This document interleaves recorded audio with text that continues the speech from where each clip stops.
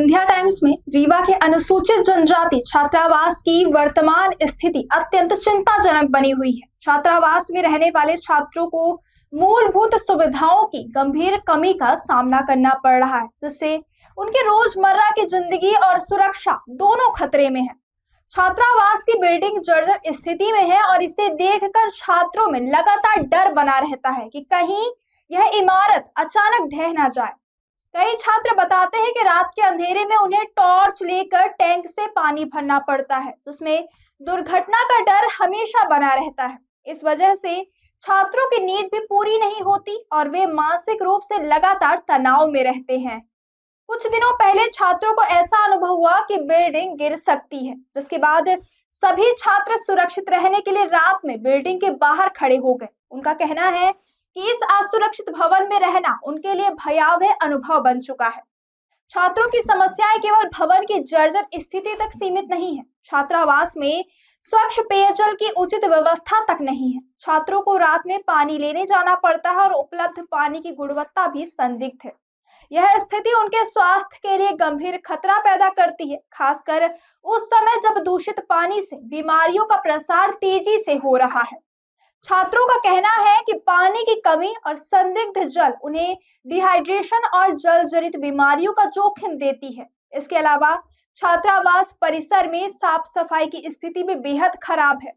गंदगी और जल भराव के कारण मच्छरों का प्रकोप देखा जा रहा है, जो डेंगू और मलेरिया जैसी गंभीर बीमारियों का कारण बन सकता है। परिसर में कई हिस्सों में रखरखाव का अभाव स्पष्ट रूप से दिखाई देता है, जिससे छात्रों का दैनिक जीवन और भी कठिन हो गया है। निष्कर्ष मिश्रा टीआरएस कॉलेज के एनएसयूआई अध्यक्ष ने भी इस स्थिति का निरीक्षण किया और बताया कि छात्रावास की व्यवस्थाएं न केवल असुरक्षित है, बल्कि स्वास्थ्य और सुरक्षा के लिहाज से भी गंभीर चिंता का विषय है।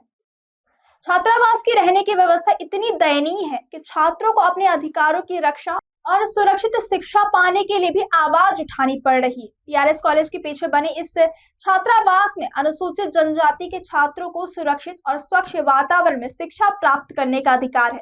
प्रशासन की जिम्मेदारी बनती है कि वह तुरंत इस छात्रावास की सभी मूलभूत सुविधाओं जैसे कि भवन की संरचनात्मक मजबूती, स्वच्छ पेयजल, साफ सफाई और स्वास्थ्य सुरक्षा को दुरुस्त करें। छात्रों की सुरक्षा, स्वास्थ्य और शिक्षा उनके अधिकार है और इस पर तुरंत ध्यान देना अनिवार्य है। लोग बाहर आ गए। दिक्कत इस बात की है कि हमारा जो हॉस्टल है तो कहीं न कहीं बहुत जर्जर हो चुकी है और कभी-कभी ऐसा लगता है कि ये गिर जाएगी ये बिल्डिंग और जितने भी बच्चे हैं वो चापट हो जाएंगे। और बरसात की सीजन की बात करें तो यहाँ इतने रूम टपकते हैं कि अब क्या बताएं। बेड को खिसकाना पड़ता है इधर से उधर। आप समझ सकते हैं कि आजादी के 78 साल बाद रीवा संभाग के अगर इस प्रकार के हॉस्टल आदिवासी छात्रावास हो तो आप क्या समझ सकते हैं कि आदिम जाति कल्याण विभाग के मंत्री सोया हुआ है। और समस्या हमारी हॉस्टल की पानी लेने के लिए कम से कम 600 मीटर दूर जाते हैं बच्चे पानी लेने के लिए। रात के अंधेरे में भी, रात के अंधेरे में 6 बजे पानी आती है, कभी कभी 7 बजे आती है पानी। और समस्या खाने पीने की समस्या है तो मेन्यू के अनुसार कभी खाना नहीं बनते, है ना। बोलते हैं कि पैसे नहीं आ रहे। मैं कह रहा हूँ कि कम से कम 1650 रुपए ऐसा कुछ आता है शिष्यवृत्ति की राशि हर महीने में, और 100 सीटर है और हमेशा बच्चे रहते हैं 70 या तो 60, तो कहीं कहीं 50 लोग पैसे तो बच रहे हैं। तो उस पैसे को बोलते हैं कि नहीं, अगर वो लड़का नहीं है तो उसका पैसे को यूज नहीं करेंगे, ऐसा। समस्याएं हैं बच्चों के साथ, आप यहाँ पे मौजूद हैं। आप देख सकते हैं पीछे जो हमारा भवन है ये स्नान गृह है यहाँ का।